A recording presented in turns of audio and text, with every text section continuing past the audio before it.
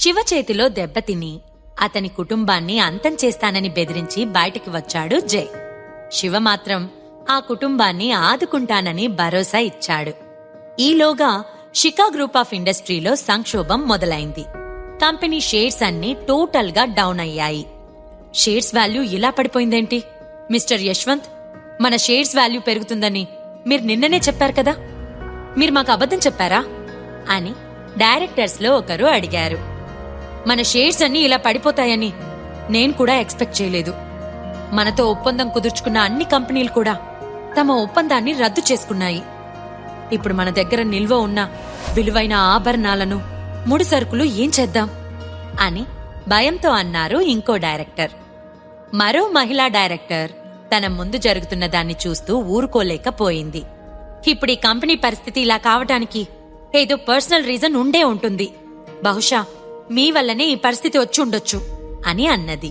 డబ్బులే పోతున్నప్పుడు ఒకరి గౌరవంతో మనకేం పని అనుకుంటూ వారిని అక్కడికక్కడే నిలదీసింది. మిస్టర్ అనుదీప్, మిస్టర్ యశ్వంత్, ఇప్పుడు కంపెనీ ఈ పరిస్థితికి రావడానికి పూర్తి బాధ్యత మీరే వహించాలి. ఇప్పుడు కలిగిన ఈ సంక్షోభానికి మీరు మాకు వివరణ ఇవ్వాలి అని గట్టిగా అరిచింది. అనుదీప్, యశ్వంత్ల మొహాలు పాలిపోయాయి. కంపెనీ ఒక్కరోజులో ఇలా కుప్పకూలిపోవడానికి తాము ఏం తప్పు చేశామని ఆలోచించసాగారు అనుదీప్ శిఖా, యశ్వంత్ శిఖాలు. యశ్వంత్, నీకేమైనా పరిష్కారం కనిపిస్తుందా? ఇప్పుడు మన కళ్ళ ముందున్న సమస్య ఎవరో తెర వెనుకుండి నడిపిస్తున్నారని నాకనిపిస్తోంది అని అన్నాడు అనుదీప్. యశ్వంత్కి ఏం అర్థం కావట్లేదు. ప్రస్తుతానికి మన కంపెనీకి ఈ సమస్య ఎలా వచ్చిందో కనిపెట్టాలి. దాన్ని బట్టే తర్వాత చర్చలను కొనసాగించొచ్చు అన్నాడు యశ్వంత్. ఇద్దరూ కూడా ఎవరిని ఇబ్బంది పెట్టారో, ఎవరి వలన ఈ సమస్య వచ్చిందో గుర్తించలేకపోతున్నారు. అదంతా పక్కన పెడితే షికా గ్రూప్స్ ని దివాలా దిశగా తీసుకువెళ్లే శక్తి ఎవరికి ఉందా అని ఆలోచించడం మొదలుపెట్టారు వేరే డైరెక్టర్స్. అనుదీప్, యశ్వంతులు ఇద్దరు ఒకేసారి డీలా పడిపోయేసరికి షేర్ హోల్డర్స్ అంతా కూడా ఆందోళన చెందుతున్నారు. సరిగ్గా అదే సమయంలో మరో సెక్రటరీ తన కళ్లద్దాలు సరిచేసుకుంటూ ఆ కాన్ఫరెన్స్ హాల్లోకి వచ్చింది. ఇప్పుడే ఒక ఫోన్ వచ్చింది. విందా గ్రూప్ ఆఫ్ ఇండస్ట్రీస్ కి చెందిన సెక్రటరీ అనంత్ మన షికా గ్రూప్ ఆఫ్ ఇండస్ట్రీస్ గురించి మీతో మాట్లాడాలని అనుకుంటున్నాడు అని చెప్పింది. విందా గ్రూప్ ఆఫ్ ఇండస్ట్రీస్ అనే పేరు విని ఒక్క క్షణం అందరూ షాక్ అయ్యారు. ఏంటి, నాతో మాట్లాడాలి అనుకుంటున్నారా అని ఆశ్చర్యపోయాడు అనుదీప్. అక్కడ ఉన్న వాళ్ళంతా కూడా చాలా ఆందోళనగా చూస్తూ ఉన్నారు. నాతోనే మాట్లాడాలి అన్నారా, లేదా యశ్వంత్తో మాట్లాడాలనుకుంటున్నారా? అసలు విందా గ్రూప్ ఆఫ్ ఇండస్ట్రీస్ కి షికా గ్రూప్ ఆఫ్ ఇండస్ట్రీస్ తో ఏం పని అని ఆలోచిస్తున్నాడు అనుదీప్. వాళ్లతో నీకేమైనా సంబంధం ఉందా అని యశ్వంత్ని అడిగాడు అనుదీప్.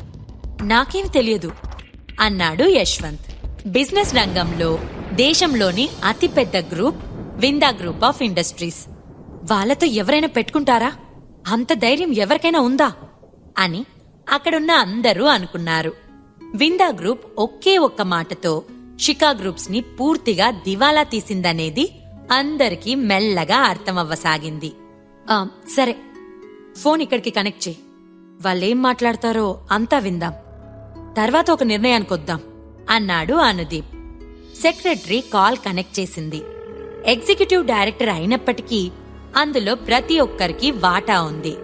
అందరూ కలిసే ఏ నిర్ణయమైనా తీసుకోవాలి. అనుదీప్కి చాలా టెన్షన్ గా ఉంది. సెక్రటరీ కాల్ కనెక్ట్ చేయడంతో హలో అన్నాడు అనుదీప్. నువ్వు అనుదీప్వి కదా అని వినిపించింది అవతల నుంచి ఒక వాయిస్. అవును అని మర్యాదగా అన్నాడు అనుదీప్.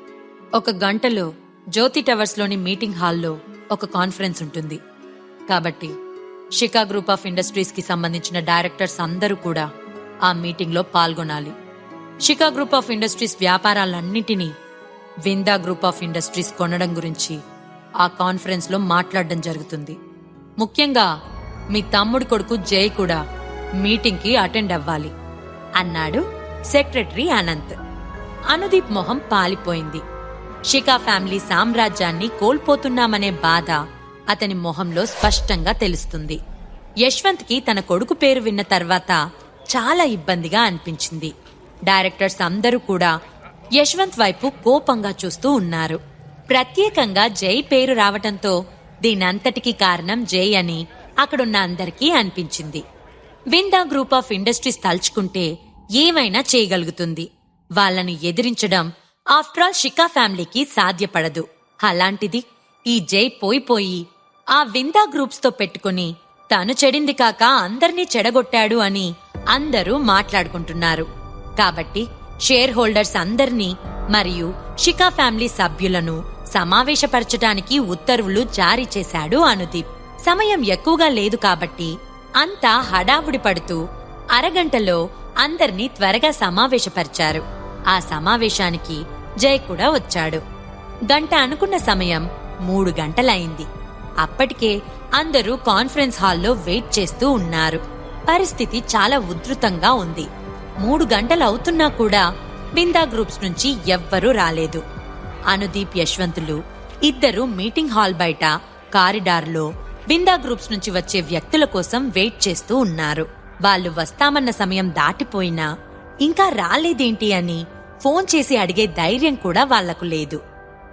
అన్నయ్య, ఫోన్ చేద్దామా? విందా గ్రూప్ నుంచి ఎవరైనా వస్తున్నారో రావట్లేదో? ఇప్పటికే షేర్ హోల్డర్స్ అందరూ చాలాసేపటి నుంచి ఎదురు చూస్తున్నారు. ఇంకా ఎదురు చూడటం చాలా ఇబ్బందికరంగా ఉంది అన్నాడు యశ్వంత్. మావయ్య, ఇక్కడున్న అందర్నీ పంపేద్దామనుకుంటున్నాను. ఎందుకంటే విందా గ్రూప్స్ నుంచి వచ్చిన వ్యక్తి మీటింగ్ హాల్లోకి వచ్చేసరికి వీళ్ళందర్నీ మళ్లీ సమావేశపరచొచ్చు. అది పెద్ద పనేం కాదు అన్నాడు రాహుల్. వేచి ఉండాలి, తప్పదు. ఎందుకంటే ఇప్పటికే షికా గ్రూప్స్ అన్నీ కూడా విందా ఇండస్ట్రీస్ చేతుల్లోకి వెళ్లిపోయాయి అన్నాడు అనుదీప్.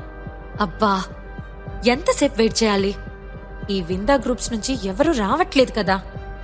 జనరల్ మేనేజర్ అయిన నన్ను ఈ కాన్ఫరెన్స్ కి అటెండ్ అవ్వమని ప్రత్యేకంగా ఎందుకు చెప్పారు అని ఆలోచిస్తున్న జైలో ఇంకా వెయిట్ చేసే శక్తి సన్నగిల్లింది. అసలైన షికా గ్రూప్ ఆఫ్ డైరెక్టర్స్ అందరూ ఆఫ్టర్ ఆల్ విందా గ్రూప్ సెక్రటరీ కోసం వేచి ఉండడమేంటి అని చాలా అసహనంగా అన్నాడు జై. నోర్ మూసుకో ఇడియట్. నీకేం తెలుసు విందా గ్రూప్ ఆఫ్ ఇండస్ట్రీస్ గురించి? ఆ పదం చెప్తేనే వ్యాపార రంగంలో వణుకొస్తుంది. వాళ్ళు ప్రత్యేకంగా నిన్నే రమ్మన్నారంటే నువ్వేదో చేసుంటావు. ఈ ప్రశ్నలకు సమాధానాలు తెలుసుకోవాలంటే నెక్స్ట్ ఎపిసోడ్ వినాల్సిందే. క్రింద ఇచ్చిన లింక్ ని క్లిక్ చేసి పాకెట్ ఎఫ్ఎం యాప్ ని ఇన్స్టాల్ చేసుకోండి. Stay tune to pocket FM.